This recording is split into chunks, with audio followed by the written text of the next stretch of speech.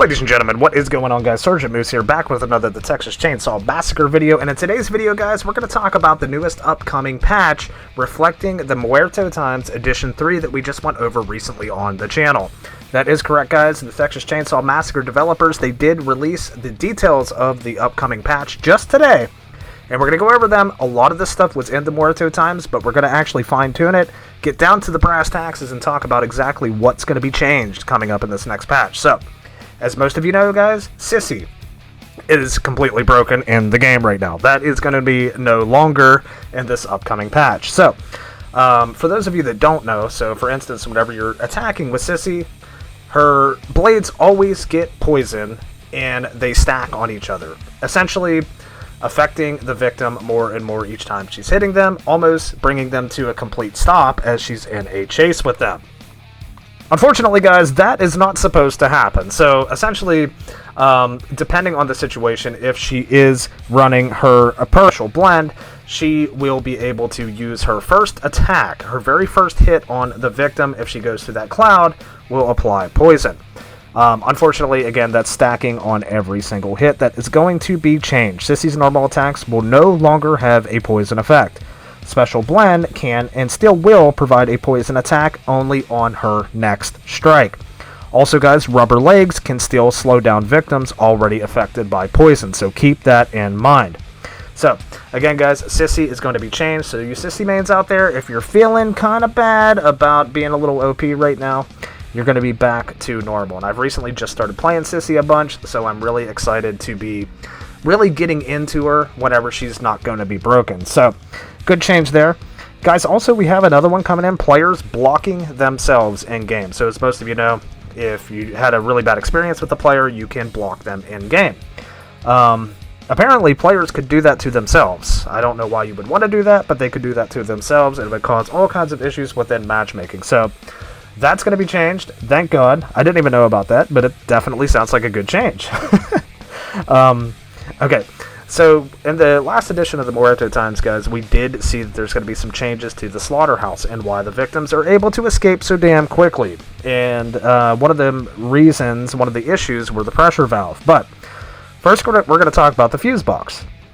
A location is going to be changed for the fuse box. So, if you guys know, back at the back of the slaughterhouse, beside the sliding door, that is one of the 3 spawn locations for the fuse box. That is going to be changed. Now that spawn will be close to windmill, close to the pressure valve exit. So it's going to be more in a high traffic area, making it a little more difficult for the victims to access the fuse box without being caught by a family member. So that does seem like a really good change there, guys. I mean, I'm going to be honest, I didn't see a whole lot of issue with the fuse box being in the back. But if you are in a chase, if everybody's in a chase up front, it can be a little hard to get back there, and sometimes it can be pretty easy for the victims to open that fuse box and get out as well. So good change coming in there. Now, this is one I was interested to see because a lot of folks have expressed their opinions on the valve, the pressure gate, I should say, in the slaughterhouse. Why being the slaughterhouse being the biggest map, but also having the valve, or the pressure tank, being the only one in the basement. It appears that that's not going to be changed, guys. I do not see anything in here that says the pressure tank's going to be moved out of the basement. Of course, that's what we speculated. But in case the valve handles are going to be moved. So, if you guys remember one of the valve handles on the garage area out front by the generator area, and also in the holding pen, there was also a valve handle spawn.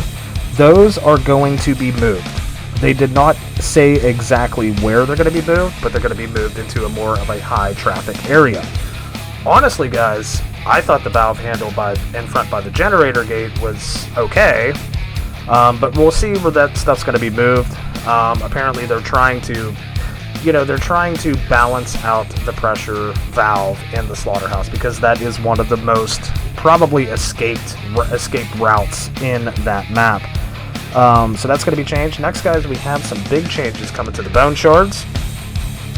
So for most of you know, in last patch, the bone shard scrap piles were basically changed from 6 down to 3. They were cut in half. So now you can only access 3 bone scraps out of each pile. But now, we have some changes coming to perks involving bone scraps as well. And let's start with Efficient Grappler. Now this is the perk that whenever you engage in a close encounter with a family member, you have a chance to not lose your bone scrap. And that has changed from level 1, 2, and 3 to 10, 15, and 20% respectively. Now the only change really coming here, guys, is it's going down from 25% down to 20% on the level 3. That is the only change coming to Efficient Grappler.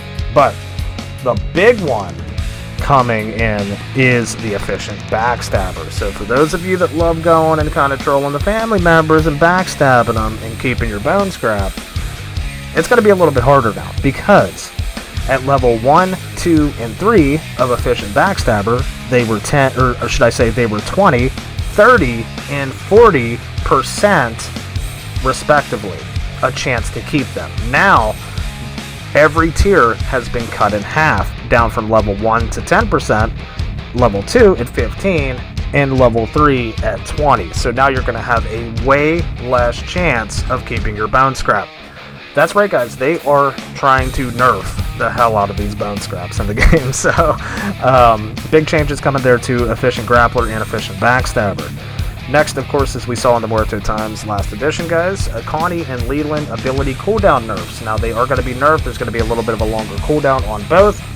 And unfortunately, in these patch notes, it still does not say how long they're going to be, so I guess we're going to have to wait to find out on the patch. But, again, as I stated in my last video, I didn't really see a big needed change to Connie's cooldown.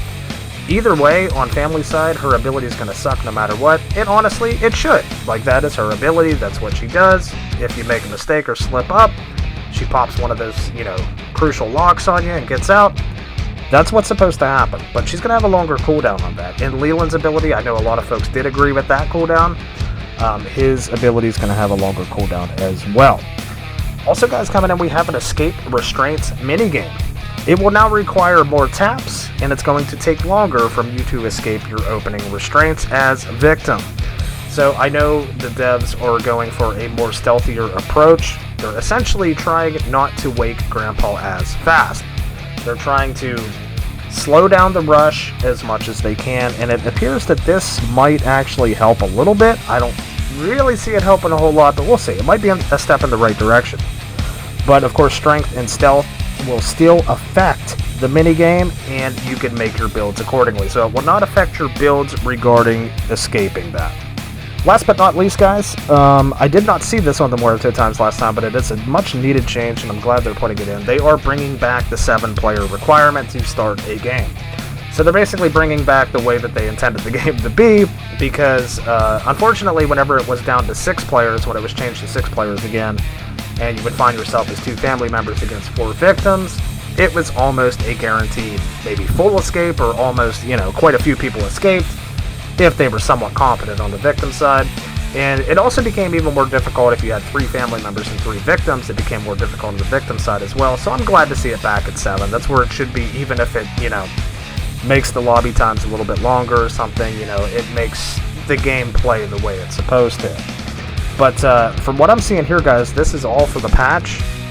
But it does seem like it is heavily victim-sided, which we expected by the last edition of Muerto Times it was gonna be. I'm hoping they don't go too crazy on the victim side. Some developers in these games, man, they like to heavy nerf one side or the other, and then it can kind of screw things up for the future. But I do like some of these smaller changes they're doing, and I'm trying to give you guys as much of my non-biased opinion as I possibly can. And I've talked to a bunch of victim mains that absolutely agree with these changes, so I want you guys to let me know in the comments what you think about them. This patch is set to roll out on September 19th, guys. Also, we have a new edition of the Muerto Times coming on September 20th. And I'm hoping within that edition of the Muerto Times, they're addressing the hitchhiker bug that affects victims, of course, getting caught in the trap and then not being able to traverse through gaps or crawl spaces, things like that. But with that said, guys, that is the patch due on September 19th. I hope you guys enjoyed this video. Let me know your thoughts down below. My name's Sergeant Moose. For all things the Texas Chain Saw Massacre the game, feel free to drop a like and subscribe to the channel if you haven't already. And I will see you guys on the next video.